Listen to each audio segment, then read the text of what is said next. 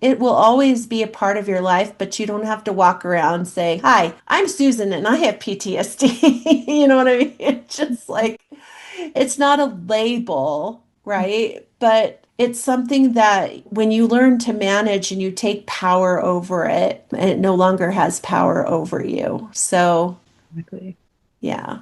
I don't necessarily like the D in PTSD. The Mhm. disorder to me has a very negative connotation.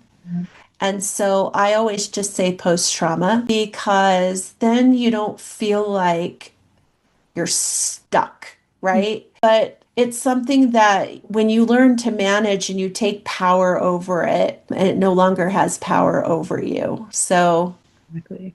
yeah. Well, it all came from finally starting to heal from my trauma Mhm. and learning things like grounding myself, going outside, sticking my feet in grass, being out into nature, visualization. I used a lot of that where I figured out where my happy place was. And I was able to visualize my happy place when I started to feel like I was out of control. Breathing and breath work, all of those things are really centering when you utilize them Yes, in a healthy way. I completely agree. Centering yourself, because I feel like sometimes we do feel out of control, but when we realize there's always a way, a light at the end of the tunnel, and it's so important to just center and ground yourself Hmm. to help find Yeah. that.